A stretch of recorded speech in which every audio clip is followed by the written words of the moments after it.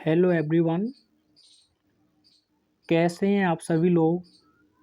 I hope आप सभी लोग बेहतरीन होंगे और उम्दा तरीके से अपनी तैयारी को कर रहे होंगे। आज मैं आप लोगों के समक्ष इस वीडियो में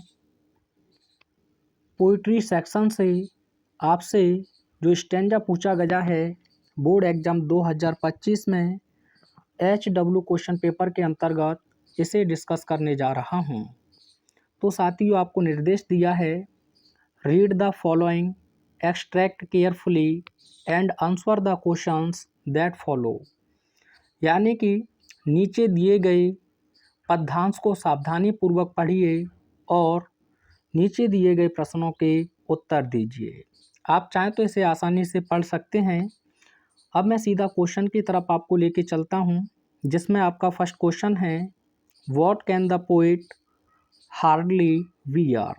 यानी कि जो कवि है वो किस चीज़ को मुश्किल से सहन कर सकता है। तो सबसे पहले आपको क्वेश्चन से ही आंसर बनाना आना चाहिए। तो यहाँ आपका WH वर्ड हट जाएगा। आप जानते हैं कभी भी WH वर्ड के साथ आप आंसर नहीं लिख सकते, है ना, जो इंट्रोगेटिव का कार्य करे। तो साथियों, यहाँ आपको सब्जेक्ट लेना होगा, क्योंकि आंसर असर्टिव सेंटेंस में ही दिया जाता है। तो आपका सब्जेक्ट हो जाएगा द पोइट। अब उसके बाद आपको हेल्पिंग वर्ब के रूप में दी है यहाँ एक मॉडल्स कैन, तो इसी को लिख देंगे कैन।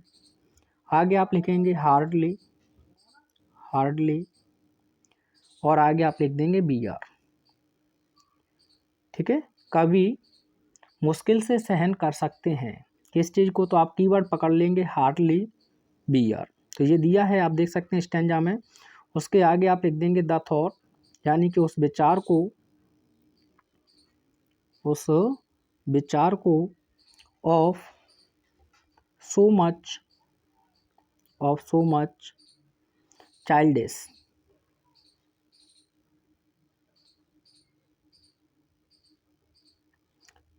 लॉगिंग। ठीक है, इतना आप लिख देंगे।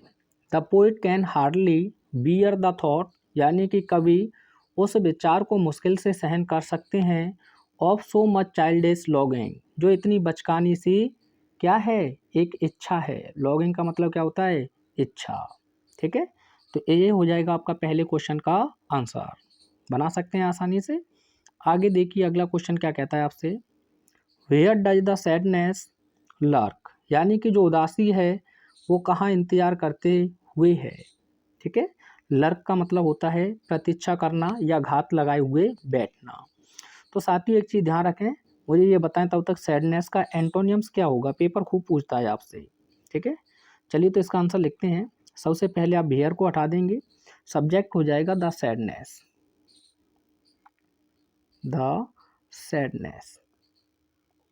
अब साथियों आप जानते हैं डज असर्टिव सेंटेंस में आप नहीं लिखते हैं, केवल एक्सेप्शन में ही आप लिखते हैं अपवाद में।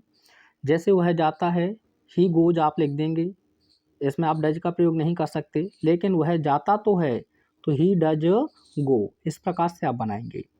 अब यहाँ लर्क का क्या लिखना होगा, जब डज हटेगा तो आप जानते हैं एस जोड़ देंगे इसमें। लर्क्स कहाँ घात लगाए हुए बैठी है, तो आप कहेंगे नियर द ओपन विंडो, ये लिख देंगे आप, नियर द ओपन विंडो।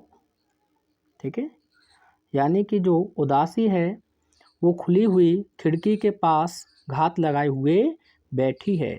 और आगे लिखें तो आप लिख सकते हैं एंड वेट्स, और प्रतीक्षा करती है, all day in almost open prayer, और जो लगभग खुली प्रार्थना में पूरे दिन भर प्रतीक्षा करती है। अब यहाँ सैडनेस का मतलब क्या है पता है आपको, जो उदास व्यक्ति है उसके बारे में बताया गया है। अगर इस लाइन में आपसे फिगर ऑफ स्पीच पूछ ले तो पर्सोनिफिकेशन हो जाएगा, यानी कि मानवीकरण।